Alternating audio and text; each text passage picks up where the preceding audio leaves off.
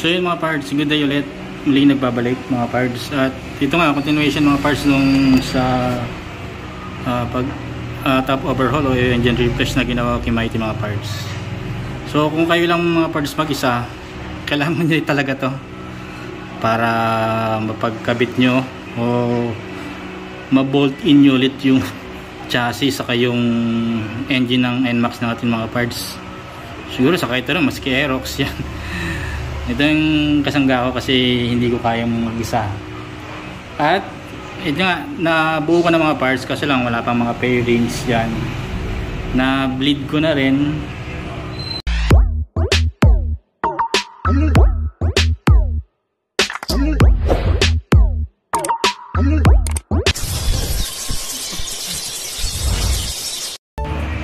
So yung mga parts na bleed ko na rin.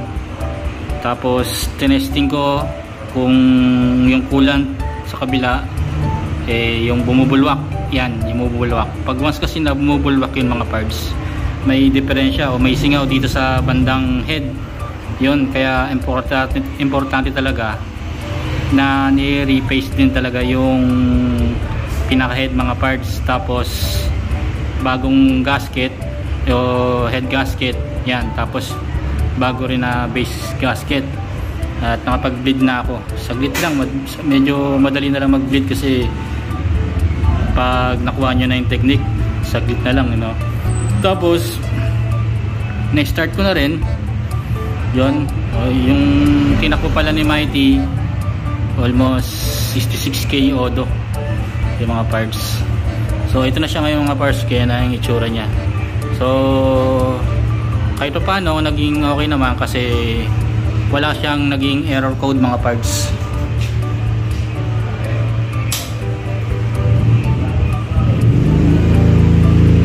So yun mga parts, wala siya naging error code. Yan ang tinakbo niya mga parts, oh. Almost 66k, di ba? Yan yung tinakbo niya. Tapos i-start. Ay kung i-start, one click mga parts, one click. At napansin ko sa kanya mga parts, yung unang unang start ko, wala pa sigurong gasolinang dumadaloy. Mga pangatlong start, press sa start button, saka pa lang nag-start talaga. Siguro dahil nakatanggal kasi sa fuel tank yan. Wala pang supply ng gasolina yung dito sa may injector, yun. Nag-start naman, tapos okay na rin. Tapos ang napansin ko dito, yung ingay dito sa CVT. Baka maluwang na naman yung slider piece.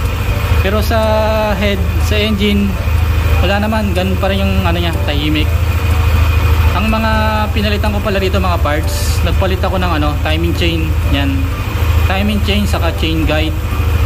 Tapos head gasket, base gasket, valve seal, tapos piston ring. Yun yung mga pinalitan ko dito. Yun, tapos yun, linis nga. So hindi madali. So kung kayo magpapagawa o magpapa top overhaul o engine refresh sa top, kung may presyo tapos maganda namang nang gawa, malinis, huwag niya lang pang hinayaan kasi hindi rin talaga biro. Lalo sa isang katulad ko na first time ko lang ginawa yung ganito. Yung sayang kung mayroong kung may diagnostic tools lang talaga ako, yung tipong pangmalakasan mga parts. Monitor natin yung parameters niya, yan yung oxygen sensor, throttle positioning, lahat yung mga ganon. Kasi nga lang medyo may presyo yung ganong diagnostic tools eh. So wala tayo ng ganon. Yung mga ang diagnostic tools ko dyan yung pang pang check ng fault code or pang delete lang, pero yung pang yung i-reset walang ganon eh. Pero sana balang araw magkaroon tayo ng diagnostic tools yan, tapos kapag-aralan natin kung paano gamitin yun. First, sana walang maging problema yon sa pag-install pala ng piston ring sa piston. Di ko na rin napakita yun mga parts kasi ang pag-install naman ng piston ring sa ganito mga parts marami namang tutorial dyan. Ang pinaka-importante naman dyan para sa akin yung yung top ring saka second ring kailangan hindi nyo siya papagbaliktad. Ang top ring naman kasi lalo na pag bago yung piston ring nyo, meron naman naka-indicate na 1T o T1 tapos 2T or T2, depende yan.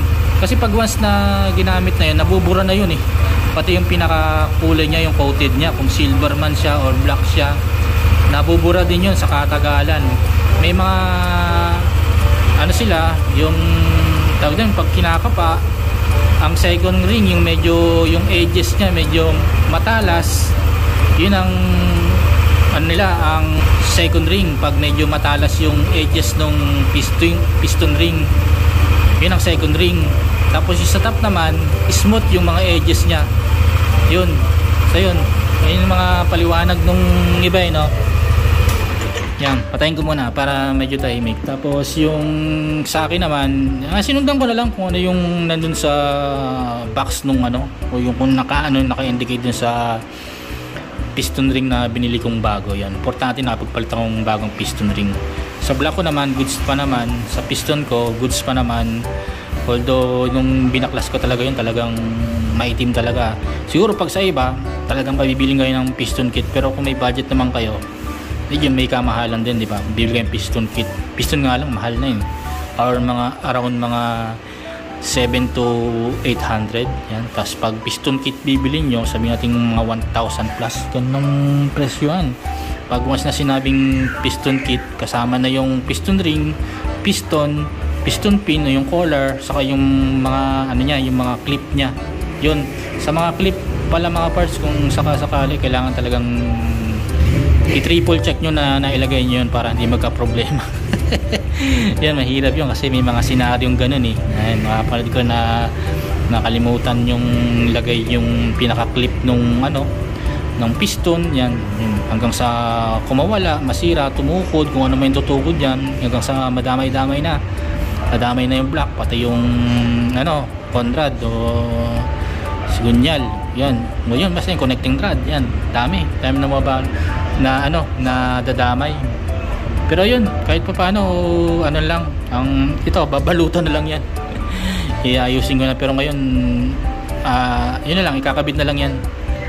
So ayun mga parts, yun lang. At medyo wasted na rin ako. So ayun mga parts. So yun mga parts, additional pala mga parts. Nagpalit din ako ng engine support bushing. Ayan, ito. Kasi yan nagsisimula na siyang mag-crack. Yan, ito yung pinalitan ko. Yan, sisimula na siya mag-crack. Kasi madalas na dalawa kami naman pag nalulubak. O normal lang nangyayari sa pangamotor natin. Pag matagal na rin talaga. Yung engine support bushing. So ang pinalitan ko yung ditong side mga parts, yung dito, yan. Pero yung dito sa kabilang side na to, goods pa naman, wala siyang crack o indikasyon na katulad ng ganito. So yun ang pinalitan ko. Saka pinalitan ko rin pala yung dito sa kabila, ito. Hindi ko alam nasa na yung isang yung pinagtanggalan ko nito, parang naitapong ko yata. Bago rin yan mga parts. Yan, genuine lang din yung nabili ko. Nasa inyo na kung magpapalit kayo niyan, kasi ang sa akin kaya pinalitan ko na rin since nakakita na ako ng indikasyon na ganyan, biyak-biyak, at nakahiwalay na naman yung chassis sa engine. Yun na yung pagkakataon na kailangan palitan yun. So dalawa na palitan ko yun, pero hindi din sa kabila, buo pa naman siya, wala pa naman siyang mga crack. Ayan. At sa online pala may nakita kong ito ginamit kong pang puller. Shoutout pala kay Eddie Per Evia. Ayan, siya yung gumawa nito. Kaya ito. Yan. Ang kagandahan sa ginawa niya, ito kasi mga parts yung saktong-sakto. Ayun saktong-sakto siya. Maganda yung pagkakayari niya. Yan. Tapos kung mapapansin nyo, yung pinaka-washer, ayan, nakita nyo, nakalubog.